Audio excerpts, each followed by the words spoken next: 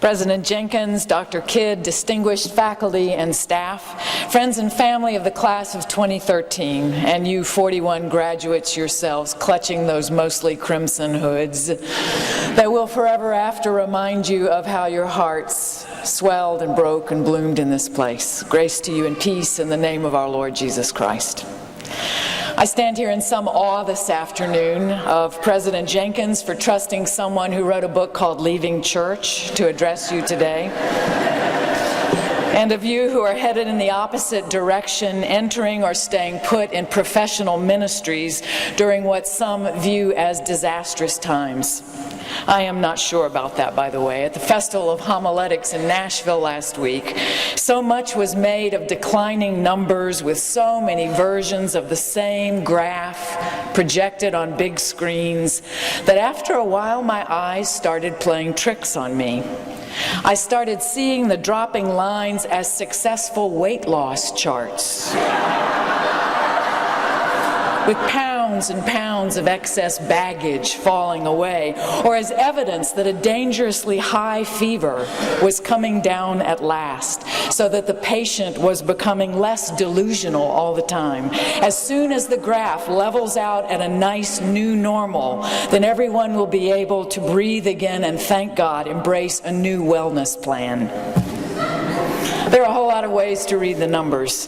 The way I read them, there have never been all that many people interested in following Jesus full-time. Maybe 10% in the average congregation, which is really pretty good when you figure the number fell below 12 while he was still alive. Maybe that's because he never used the prefix mega to describe his vision of God's reign. Most of the things that he used to help his listeners imagine what that reign might look like were small enough to fit in the palm of his hand. A mustard seed, a grain of wheat, a measure of yeast, a pearl of great price. 1, 1, 1, 1. However you read the numbers, you've decided you can live with them.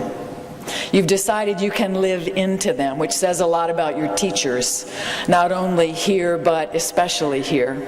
People who cared enough about you to spend more time on some of your papers than you did.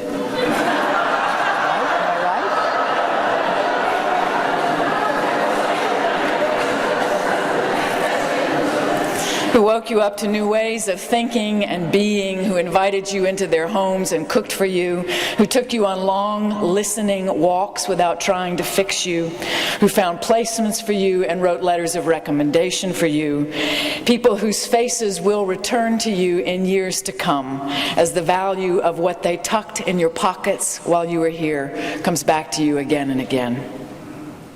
If your seminary education has been anything like mine was, then professors aren't the only teachers that you have encountered here. There may also be someone way down the pay scale who leaned on a rake and talked to you about basketball or weather, anything but theology, when you needed reminding that the world is bigger than your porthole on it. There may be someone at a bar across town, Baptists cover your ears, who started pulling your beer as soon as you walked through the door, discerning as only a bartender can that it was time to hear your weekly confession. There's almost certainly someone whom you were sent to see as a pastor in training, someone sicker or older or worse off than you, whom you geared way up to help, only to discover that you were the receiver and not the giver of the divine goods. I don't know all the teachers on your list, but you do. The ones who helped God call you to this vocation and the ones who support you in it.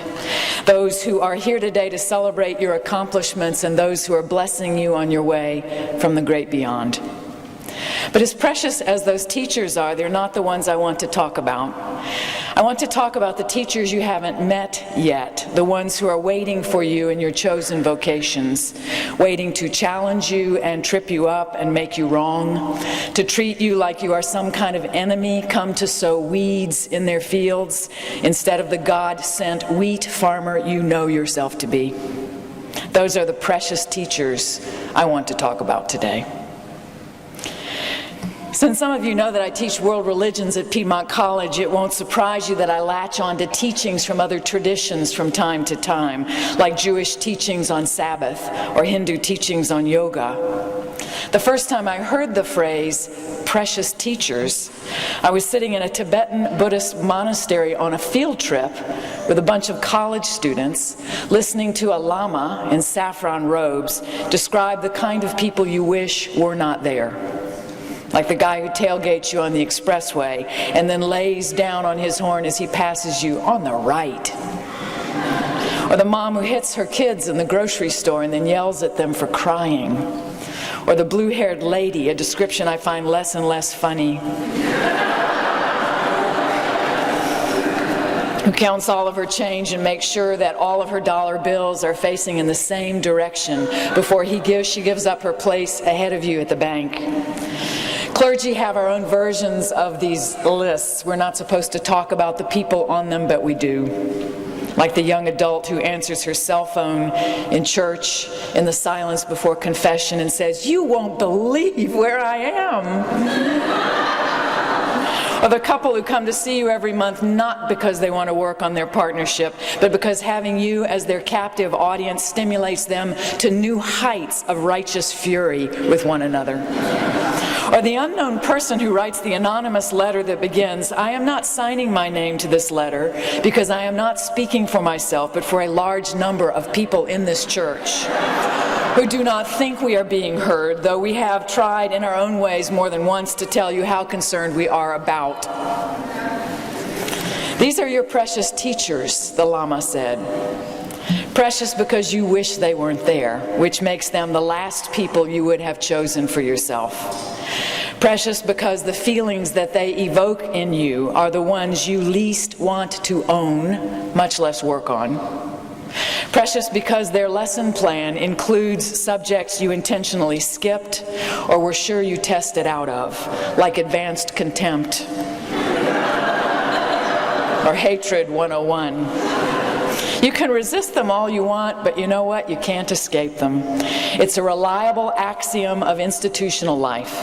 The minute you receive the glad news that one of your precious teachers is moving far, far away, you can mark your calendar because you have about 2 weeks before you meet the newcomer whom the universe has chosen to take your old teacher's place. Only the names change. Speaking from experience, I think this truth lands harder on those with advanced degrees, especially seminary degrees.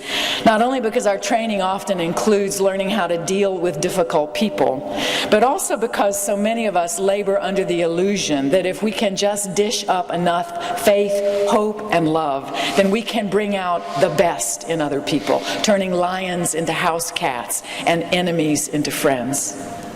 I may be the only ecclesial romantic here today, in which case this is pretty embarrassing to admit, but I always thought my job was to help the precious teachers, not to learn from them. I thought that once God let me loose in a congregation to serve the gospel with all my heart, that the very force of my commitment would begin to bend the reality of the place toward my vision of it, so that people could see what was happening and clamor to get on board. I'm not sure I got as far as the palm branches in my mind, but I was definitely on the donkey.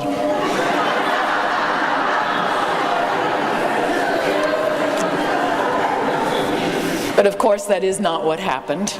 What happened instead is that God, in God's mercy, kept sending me precious teachers, people who challenged my beatific vision of myself, who tripped up my virtuous plans for them, who made me wrong when I had shelves of books that made me right, people whom I actively opposed, though they kept giving me everything I needed to wake up, lighten up, fess up, grow up, if only I had known. Maybe if the Tibetan Lama had been in Bible study with me, he could have shown me how it's right there in the Sermon on the Mount, from the Message Bible this time. You're familiar with the old written law, love your friend, and its unwritten companion, hate your enemy.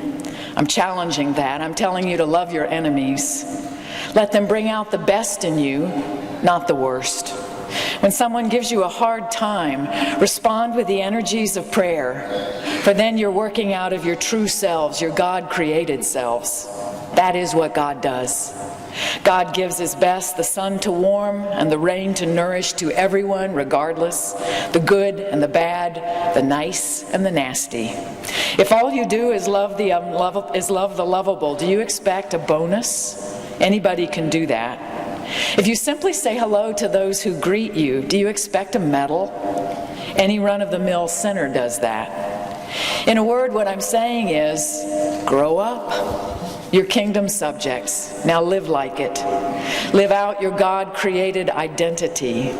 Live generously and graciously towards others, the way God lives towards you.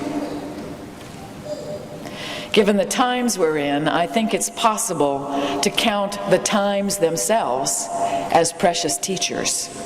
Come to stoke our worst fears and then relieve us of them as we remember how well we can live on treasures small enough to fit in the palms of our hands. One seed, one pearl, one loaf, one cup. Since it's hard to improve on that, I'm just about done here. There's only one more thing to say, which is what a boost you have in store the day that you realize you are someone else's precious teacher. I'm so sorry, but you know it's true. There are one or more people out there for whom you are about to be the most irritating person in the world. The person whose sermons they most love to criticize, the person whose counsel they most love to scorn. When that day comes, I hope that you will welcome your precious students with open arms, not only because you need them as much as they need you, but also because we all live by the grace of the one maddeningly generous God. God bless you all.